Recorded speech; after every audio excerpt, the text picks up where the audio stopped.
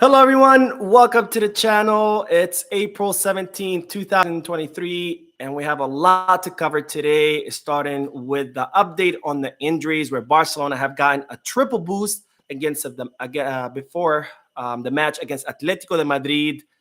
Also, Lamine Yamal is back from his suspension, and he did really well in his last match with the Juvenil A or with the under 19 youth team. And finally, Matteo Alemany has given some interesting statements where he has assured everyone that Gavi will remain with the club. We have a lot to discuss, so let's start. Just a reminder, I posted a video earlier. As I mentioned in previous videos, Jean Laporta had scheduled a press conference for today where he addressed the Enrique Steirera case, where he revealed all the findings of the internal investigation that Barcelona did in regards to the hiring of the former referee Enrique Steirera.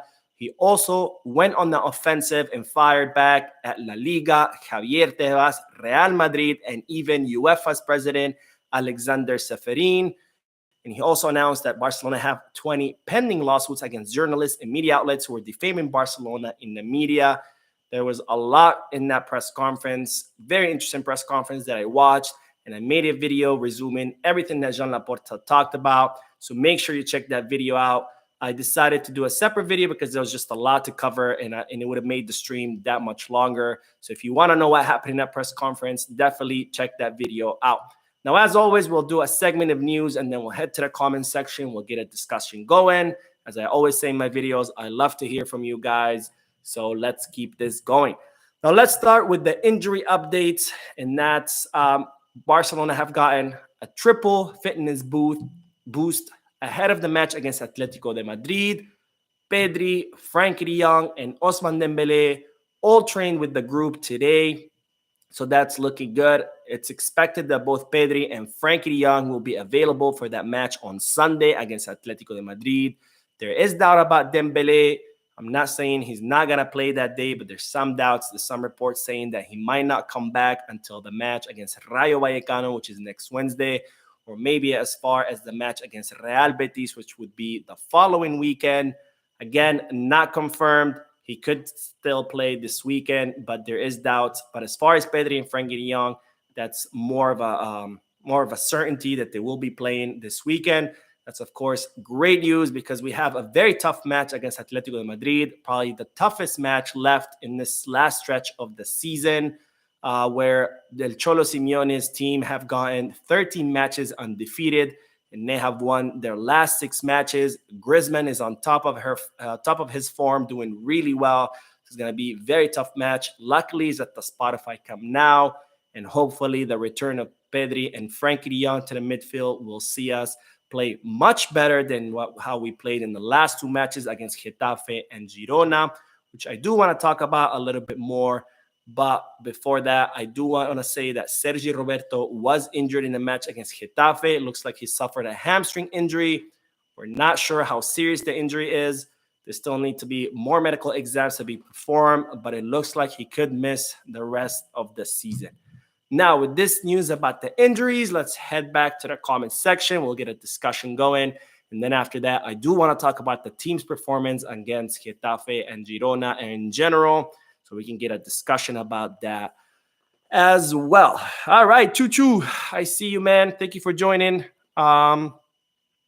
Lincoln's also here, says, I'm present today. Sorry I missed the last live. You were missed, Lincoln. Thank you for joining. Thank you, all of you in the chat section, all of you watching, and all of you who will watch the stream when it ends.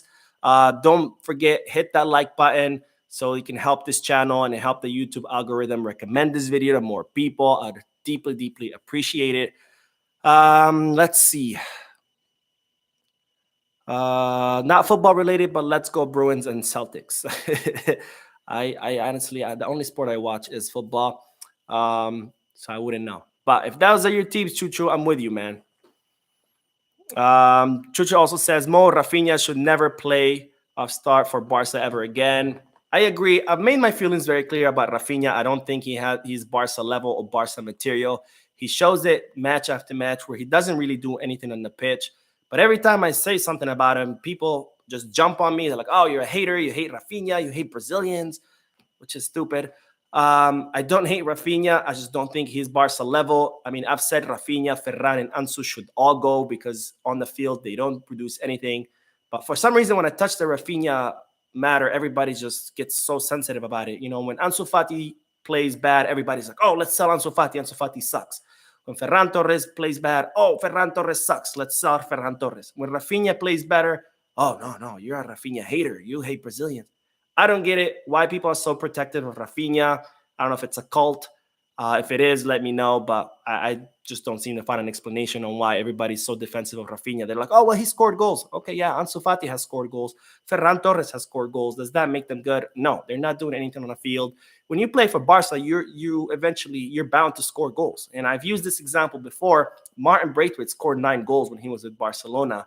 And he wasn't even playing every match. So he has the same number of goals as Rafinha. Does that make Martin Braithwaite great? No. That's why we sold him, because he wasn't Barca level. And Rafinha's not Barca level either. But for some reason, it becomes a sensitive topic, and everybody's like, oh my God, you hate Rafinha. But anyways, let's keep going. If the game is on Saturday, he won't play. It's Eid on Saturday. You talking about Dembele? I'm not sure if that would be the case. I know Dembele has played during Ramadan before. I don't know about Eid. Let's see. One more comment, and then we'll discuss a little bit about yesterday's match. Best part of the game was the kids climbing up the tree. I agree. I actually saw that. I was dying laughing when they showed those 3 kids on top of the tree watching the game for free. I thought it was hilarious. Let's see. Do you really see Xavi as a world-class manager? Because he looks like he does rookie mistakes against relegating teams. I don't hate him, but is it questionable sometimes? It's a perfect segue, because I do want to talk a little bit about Xavi, the team's performance, and what's going on.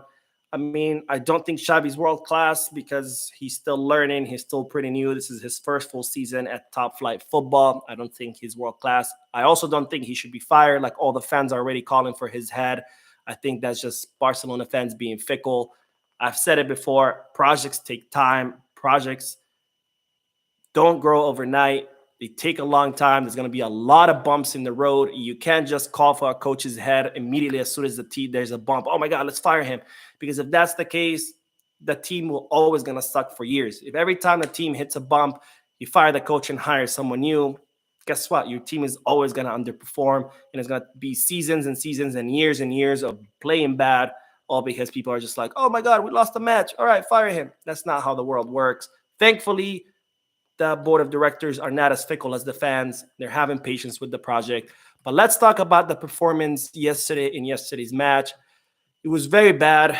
Barcelona could not attack. Attack was not working. They can't play from the back. They can't get anything going in the midfield, and they simply cannot find solutions in the final third.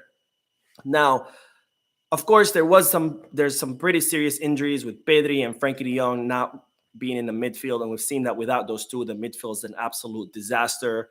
The forwards are also a disaster. Ferran, Ansu, Rafinha, they're not up to par. So, of course, the players, those injuries are a factor. But we have been seeing Barcelona lacking a lot in the last matches. And I think we deserve an explanation, because there's 2 parts to this. Part of it, yes, it's the players, where, again, if Pedri and Frankie are not in the midfield is absolutely disastrous. Gavi's not really a creator. He's more of an enforcer. Pedri's the only really creative player in the midfield. Again, attackers, we don't have any except for Lewandowski. So part of it, yes, is the players, but I think another part is the system. You know, Xavi, he came up through the Barcelona Academy. He played most of his life at Barcelona.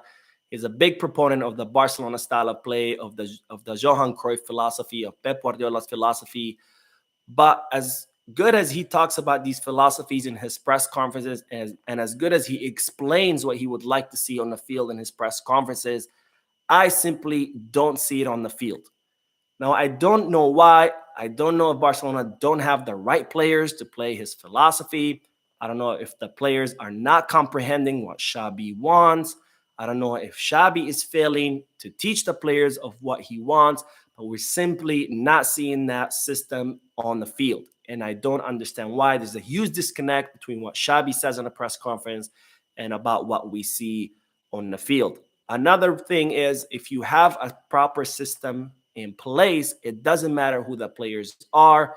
because if the whole system works, you can rotate players and the results will be the same. A clear example of that is Manchester City with Pep Guardiola. He's constantly rotating players, and yet what you see on the field is the same exact thing because they're all taught to play the same way. They're all just small parts of this bigger system. So when you change the parts, the system keeps working the same. It's kind of like with your car. If you change your tires, your car is going to still work the same. Not just because you change your tire, your car is not going to break down. But we don't see that with Barcelona. I don't understand why. I don't understand if it's the players, if it's Xavi, if it's a combination of both. But I think we need to see a total change for next season because if not, we're not going to be able to compete in Europe. In the Liga, it's going to be continue to be difficult to win. So we definitely need to see radical change. And we also need more explanations from Xavi. After the match yesterday, Xavi made some statements which I think were pretty absurd. He blamed it on the pitch. He blamed it on the sun. To be more specific, he said the pitch held us back. We expected it. We trained on a dry pitch on Saturday. It is difficult to play here, and it is not good for the spectacle. The ball gets stuck. It's even bad for Getafe. I agree. The pitch was absolutely horrendous. We saw how the ball would get stuck.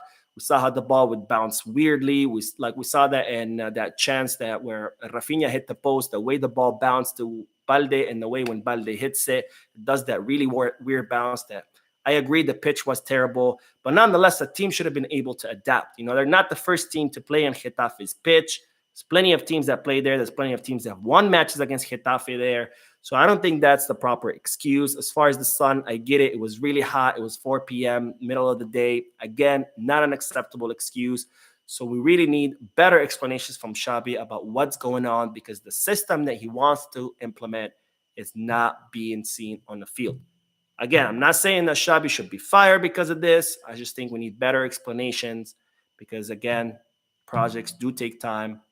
We need to be patient, but we also need explanations. I support Xavi, but I also don't support what his explanation yesterday at the press conference. Let's head to the comment section. We'll discuss a little bit the team's performance, Xavi, and what's going on. And Chucky says, Mo, moderators cost money. It's not free. This channel doesn't really generate any money for me. I've already spent a lot of money on my equipment. So I'm slowly saving up. Save up to keep improving the channel. For now, moderators, unfortunately, are not within the budget, but hopefully in the future. Rafinha's horrible. That's why he played at Leeds. For Leeds, I agree. He was good for Leeds. Doesn't mean that he's good for us. Mark says he's kind of a rookie. I think if you give him time, he'll be amazing. I don't know who you're talking about, Mark. Is it Rafinha? Let me know in the chat, and then we'll address that. Chunky says Ansu is 20. He will grow better under Xavi. Yes and no. I agree. He is 20. He still has plenty of room to improve, to grow. But at the same time, what I'm really worried about is his injuries. He hasn't been the same since his injuries. I think he made a huge mistake when he opted out for conservative treatment against surgery, against all the advices from his doctors. And I don't know if we're ever going to see the old Ansu Fati because I really think the injuries have messed him up. I could be wrong. Again, I can't predict the future, but I think his injuries have really left him both physically and mentally worse off.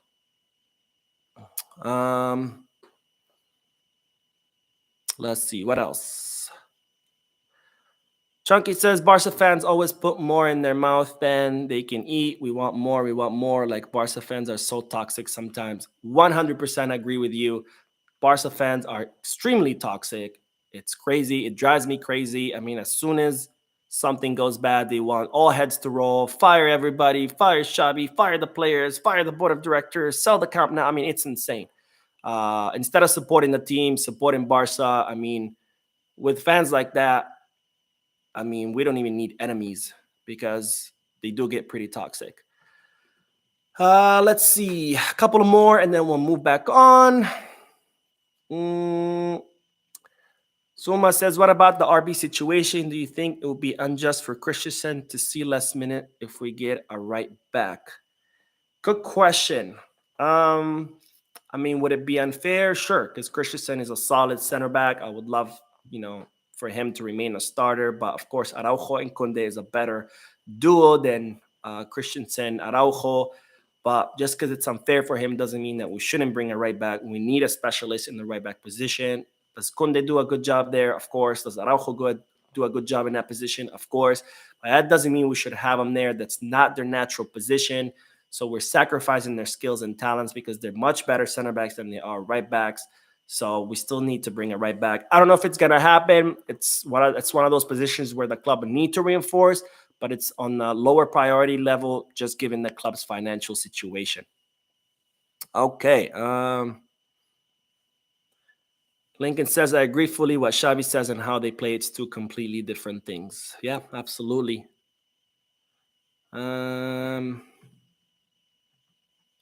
Okay, Grandmaster Yoda says Jordi was playing as a midfield and Xavi should know that he is not creative. All Jordi did the game was cross ball in the box and didn't create any plays. So Jordi was not really playing as a midfield. He was playing more of a winger, which I thought it was completely strange that he put two left backs, with Balde, which again, I'm still waiting for the explanation for that. I think that was the wrong way to go about it. I get it if it's the final 20, 30 minutes of the match and you need a Hail Mary and you put another left back as a winger and hope that something can happen. I can accept that, but from the get-go to have two left backs, I think that was an absolute rookie mistake, especially when you have two specialists, two left wingers, Ferran Torres and Ansu, on the bench, and you're telling them that I'd rather put a left back in your position rather than have two actual wingers play in their natural position. I mean, that just says either there's something going on behind the scenes that he's not telling us about, because Xavi always tells us that he counts on Ferran, that he counts on Ansu, but then match day comes and he'd rather put a left back in a position of a winger than his actual two wingers. I mean, something's going on. Again, I think we need better explanations from Xavi, because that was definitely a very, very weird move that I still don't understand. Now let's get back to the news. And we'll go back to the comment section. Let's start with Lamine Yamal. This guy, absolute beast. Again, I've said it before. If you haven't seen his highlights, I implore you, go to YouTube, type in Lamine Yamal, and you're going to see this guy is amazing. He's 15 years old. He plays as a winger for the Juvenil A, or the under-19 youth team. His contract is set to expire in 2024. He's only 15 years old. He turned 16 in the summer. Once he's 16, under the rules, he can finally sign his first professional contract. Barcelona are working on that to give him his first professional contract. It's reported that they're in advanced talks. They're almost there, which is great news, because Xavi, the coaching staff, have all said that they haven't seen talent like that since Lionel Messi. Big, big words there from coaching staff. He was suspended for 4 matches. Something happened while he was with the Spanish team, the under-17 Spanish squad, where he was suspended for a month from the Spanish team while he was there for some disciplinary issues. They won't tell us why, because he's underage. When he came back to Barcelona, Barcelona decided to take matters into their own hands. They suspended him for 4 matches, and that included not being able to train with the first team, because he was already training with the first team. So now he is officially back. Juvenil or Barca under-19 youth team were losing 1-3 against Mallorca. Lamine Yamal scores 2 goals, provides 1 assist, and Juvenil end up winning 4-3 against Mallorca after being down 3-1. Absolutely amazing. This guy is the future of Barcelona. Now that he's back from his suspension, Xavi's going to be calling him up again to train with the first team. And we can even see him play with the first team before the season ends. I've been dying to see him with the first team. Hopefully that happens soon, because I'm telling you guys, this guy is absolutely insane. If you haven't seen him play, just YouTube him, watch his highlights. He is great. Let's head back to the comment section and we'll keep this discussion going. Chuchu says, never want to see Alba ever again. Dude was limiting my boy Balde. I think Balde had a horrible game. Him and Jordi both did. I don't think it was Jordi's fault. I think it was just not Balde's day. Doesn't mean that Balde sucks. Again, like a lot of Barca fans like to, he had a bad match, we should fire him. No, he just had a bad game. Chunky says the chat and live stream don't match. Do you mean as far as the segment in the comments? I mean, that's the whole point of the live stream. I wanted to not just bringing the news, but also to be engaged with you. Yes, sometimes it's not the same topics, but I mean, that's the whole point of this, is just to get a discussion going. Just imagine we're all sitting in a living room, having drinks, having fun, and just talking about football. Chucky says we need Frimpong. He would be amazing. I don't know if we have the money for that. That's the problem. We need a lot of things, but unfortunately, not a lot of money. Naya Belli says, I think Ferran is better than Rafinha on the right side. I agree, and this might be a controversial opinion, but I think Ferran is a very talented player. He's someone who understands spaces really well, which Rafinha doesn't. He reads spaces really well. He's really good without the ball. He knows how to position himself. He knows where to go. He knows how to read the field, how to read his opponents. He's very good without the ball. The problem is when he gets the ball, is he ends up making stupid mistakes. Now, I don't think that's because of lack of talent, because we've seen Ferran with Valencia, we've seen Ferran with Manchester City. He's a very talented player. I think the problem is a confidence issue that unfortunately he can't, seem to overcome. He's talked about it. He said he had a lot of mental health issues when he arrived in Barcelona. He's been working with a psychologist to help him. He says it's helped. I don't see it on the field, but again, I don't think it's lack of talent. He's a very talented player. So honestly, if it wasn't for his confidence issue, I would choose Ferran over Rafinha any day. Unfortunately, his confidence issue is getting in the way. He doesn't seem to be able to overcome it. It's been almost a year and a half. So at this point, I think he should be sold. But I agree. I do prefer him over Rafinha, but I think him and Rafinha should go. Okay, one more and then we'll move on. Oh, Chucky says, no, Mo, when you read the chat, you talk about the chat that happened like 3 minutes ago. Well, yeah, of course, I have to go back, and look at what you guys said, because as I'm talking about the news, the chat's still going. So I don't want to skip people. So I try to go back and read all their comments. Ross from San Diego, California again. Here, we need the best right back we can get. Luka Vucic or something like that is when Messi has asked Xavi to sign, whether it's a rumor or not. Okay, yes, we do need better right backs, but of course the club's economy limits us. As far as Messi, all reporters close to Messi and his entourage say that he wants to come back. He constantly has conversations on the phone with Xavi. Xavi thinks that Messi also wants to come back. The club wants him back. All the parties are in agreement. The problem is, of course, how are we going to pay for him? Barcelona are working on a plan.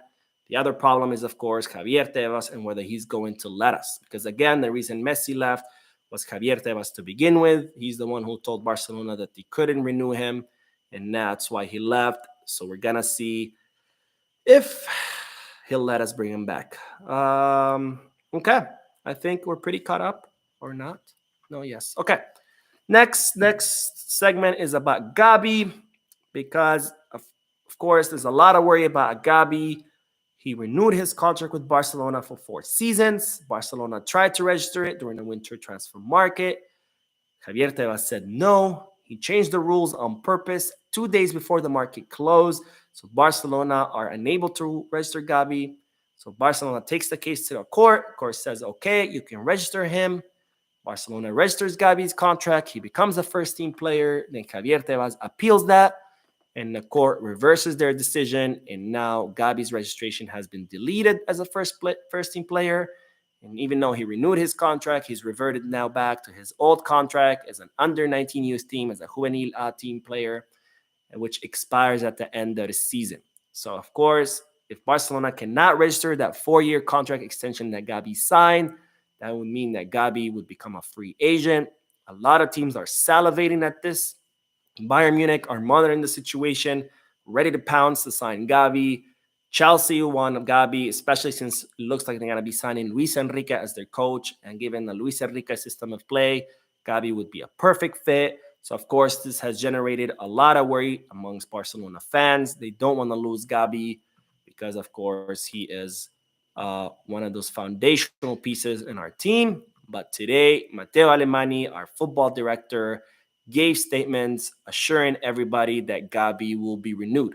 Now, the exact words of Matteo Alemany was, Gavi renewed at the time for 4 seasons, and he has 3 more to go. He's sure he's He's sure he's going to honor his contract. We are convinced that he's going to finish his career at Barca. There is no problem.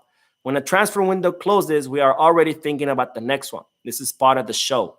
That's nice for the fans, but we work all year long to be in good position for the market. Now we have to focus on the team and the competition, on winning the title as soon as possible. There will be a long summer for signings.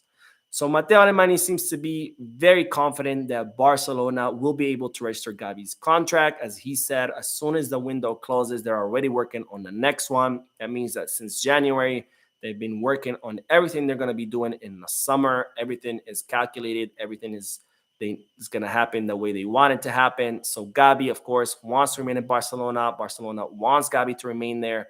And if Matteo Alemany says that Barcelona have a plan in place to register his contract, then I have no reason to doubt him.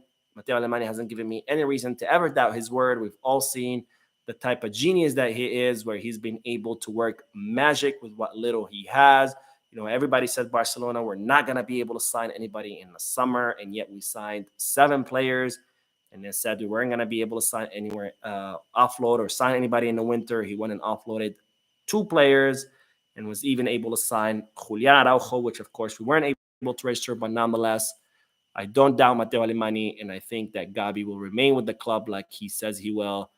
And Matteo Alemany even went a step further and said he even believes that Gavi was going to finish his career at Barcelona. Of course, that's a long time in the future, but I would love to see that. I think we need more players like Iniesta, like Xavi, like Messi, who are Barcelona players through and through and who want to play their whole career at Barcelona. Let's head back to the comment section. After that, we got one more bit of news, good news, but news nonetheless. So let's do comment section and then we'll wrap this up.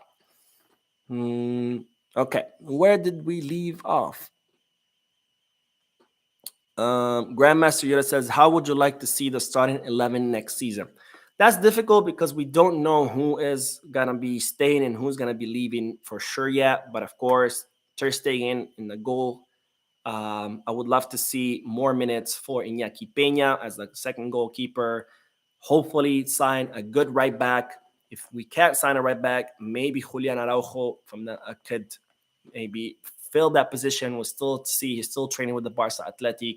Center backs, I would love to see Araujo and Kunde, with Christensen rotating with them, and Eric Garcia. And the left back, hopefully we'll see Balde starting with maybe Marcos Alonso as his substitute. In the midfield, I would love to see Frankie, Pedri, Gavi, hopefully another pivot, maybe Amrabat. That would be awesome. I would also love to see Gundogan as an interior. If we had the money, Bernardo Silva would be the right solution, but of course we don't. So that's just a pipe dream. In the front 3, Lewandowski as our center forward. Hopefully Vitor Roque to rotate with him. And then on the wings, Abde on the left, maybe with Ansu Fati if Xavi wants to, because that's what Xavi wants. He wants both of them to stay, with Ferran Torres being offloaded. On the right wing, Dembele, and we need someone else. Maybe Lamine Yamal. Maybe he could start playing, rotating with Dembele. I think that would be a phenomenal starting 11. I mean, I would love to see someone like Florian Wirtz on the team, but again, no money, so that's just a pipe dream. All right, let's see what else. What else?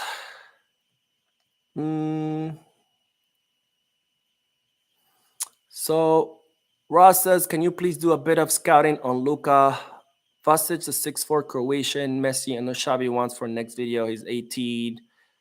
Luka, I think, is this the same Luka I made a video about?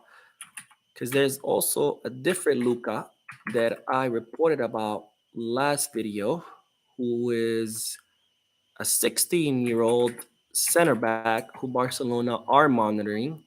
But I'm not sure about the Luka you're talking about, Ross, but I'll definitely look into it. Okay. All right, last bit of news, and then we'll wrap this up. The last bit of news is good news. Barca Athletic, they play in Spain's 3rd division, and they just beat SD Logroñez 3-0. Now, having won this, that has put them in third place, which puts them in the zone to play the playoffs in order to be promoted to the second division. Now, if you don't know how the third division in Spain works, there's a total of 40 teams. 40 teams are divided into two groups with 20 and 20. And each group is the same format as La Liga First Division, where you play against everybody, home and away. Every win is 3 points. Every draw is 1 point. You lose 0 points. At the end of the season, which runs the same time, August through May, at the end of the season, the winner of each group, the number one spot, those two teams automatically qualify or get promoted to the second division. Now, number second, third, fourth, and fifth place of each group. So that's 4 teams from each group, 8 total. They play each other in these playoff matches.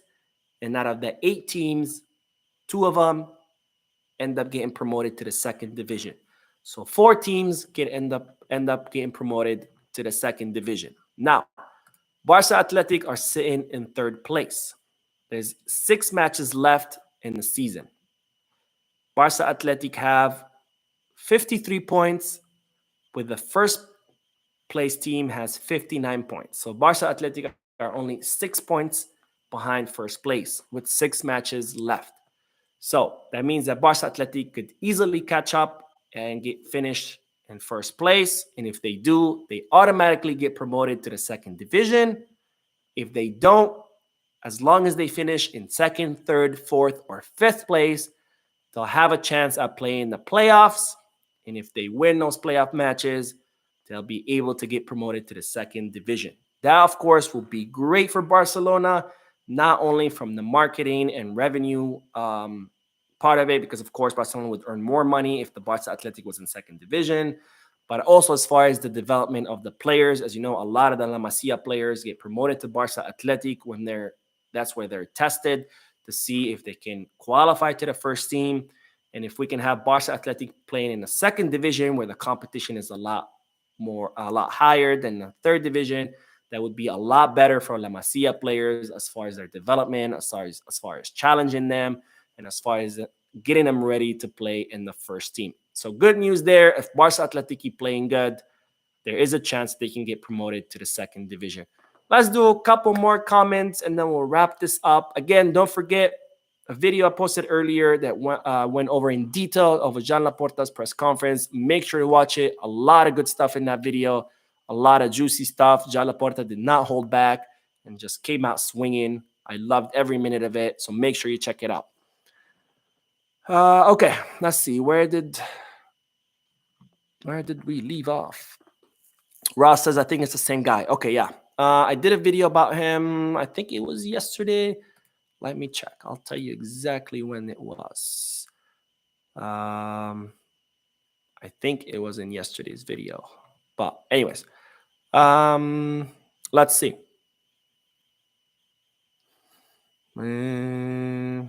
Zuma says, what's your take on the medical team in the club? Can't the clubs just get better ones, or what's the case? Because it seems like either they can't do correct estimations or they're doing a bad job. It baffles me. I agree with you. So the medical team is definitely right now on thin ice. Xabi is not happy with what he's seen with the medical team. Not so much because there's injuries. Again, his injuries are normal, are part of the game. All teams have injuries. All players eventually get injured. Some more than others. Just depends on their physique. So it's not, the problem is not the injuries. The problem is the re-injuries. That's a big problem, which is very rare to see a player, healing from an injury and then boom, gets re-injured while he's still healing. And now his recovery gets pushed. That's what happened with Dembele. That's what happened with Pedri. That's what happened with Frankie. So that's a big, big problem, because if you get injured during the game, that happens. But if you are under the care of medical professionals and you get re-injured while you're under their care, that means what they're doing is not right, because you're under their supervision. They should know what to do to not only heal you, but to make sure you don't get re-injured. So the medical staff is definitely on thin ice. Xabi's not happy with them. So we could see changes in the summer. Definitely. Mark says, can Barca Athletic make it to La Liga or is that not allowed? You know what? I don't know the answer to that, but I will look into it and I'll have an answer for you for next stream. I don't know if a club can have two teams in the same division. That's a good question.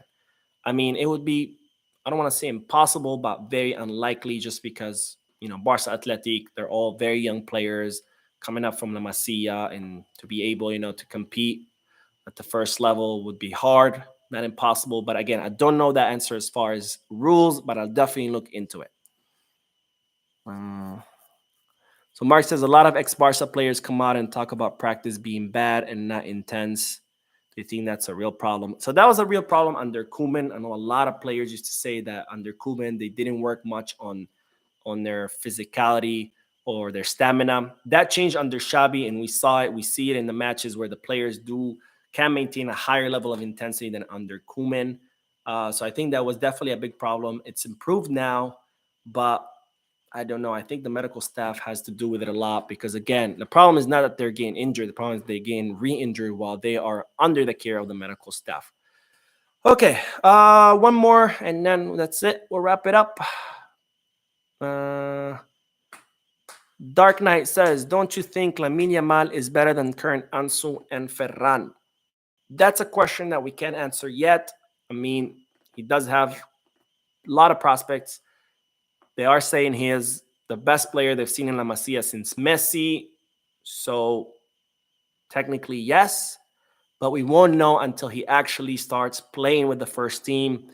Because we've unfortunately we've seen this before where we've seen players getting hyped up saying, oh my God, the next Messi, and then boom, nothing happens. We saw that with Bojan Kirk, where unfortunately he was talented, but unfortunately his anxiety got the better of him. We saw that with Ansu Fati himself, and it seemed like he was a very promising player. Unfortunately, his injuries got. So we can't answer that yet. We can't say Lamine Yamal is better than those players. He does have better projection, but we'll have to see once he starts playing with the first team. I have faith in him. I think he could be the future of Barcelona, but I don't want to overhype it too much and then later get disappointed. Anyways, guys, thank you so much for tuning in. Thank you for watching the stream. Thank you for watching it when it ends. Thank you for participating in this discussion. You guys are awesome. I always love to hear from you.